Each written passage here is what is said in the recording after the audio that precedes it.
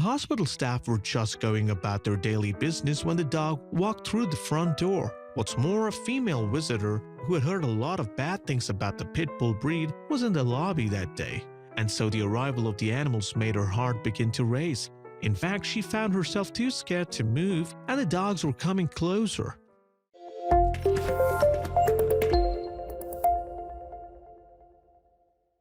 The hospital in question was St. Luke's Anderson Campus, SLAC, a brand of the University Health Network in Pennsylvania. The nonprofit organization has been active since its founding days back in 1872, and it now has facilities across New Jersey as well. And St. Luke's is proud of its patient care too. Our mission is an unwavering commitment to excellence as we care for the sick and injured, reads its Facebook page. Furthermore, the organization also promises to improve access to care in the communities. What SLAC didn't expect, though, were the two arrivals that walked through its doors on one day in July 17. Yes, these new faces seem rather intimidating and even caused some of the hospital's patrons to freeze in their tracks. So just who were the visitors of the hospital that day? Well, the unexpected arrivals were actually a pair of powerful-looking dogs. And they weren't just any powerful-looking dogs either. The two visitors were pit bulls. The breed doesn't have the best reputation and in fact was originally employed for the blood sports. But when the barbaric practice has long since been made illegal, the media is still rife with stories of pit bull attacks. It's completely understandable then that some people in the hospital were stunned into the stillness by the pair. Indeed, as can be seen in the footage captured by SLAC's security cameras, as events unfolded, it seemed that the two dogs caused some apprehension by their mere presence alone. Yes, the pair of pooches caused quite a stir when they wandered into the lobby of the SLAC's cancer center. And the doggy duo didn't stop to ask for directions either, as they headed past the bemused-looking woman at the entrance. So did these savage animals attack the hospital visitors and the staff? Well, thankfully the only danger that the pooches posed was potentially hitting someone with their wagging tails. Yes, the pair were pretty placid, and they subsequently headed further into the building, where they found someone to ask about a therapy dog vacancy. The hospital employees had other ideas, though, and tried to show the dog to the door.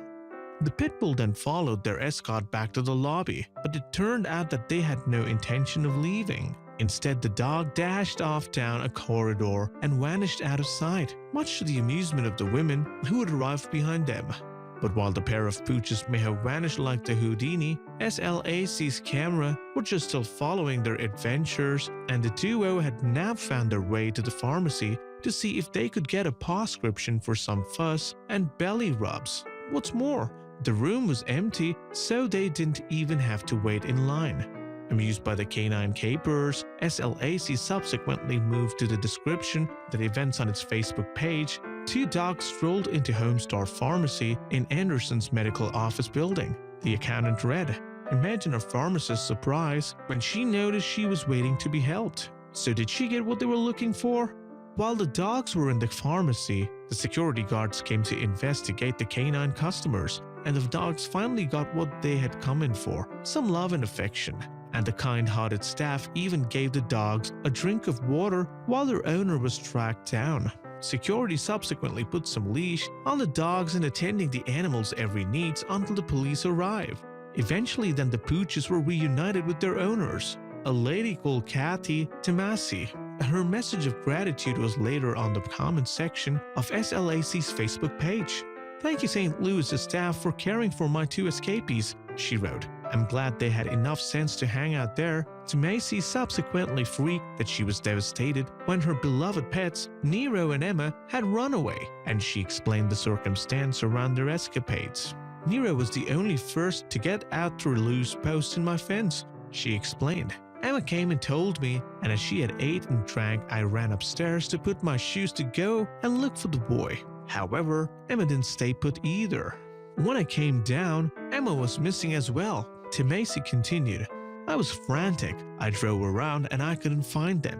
Once back home, I had to calm down and think how to find them. Then it occurred to me to look on Bethlehem Police FB blog.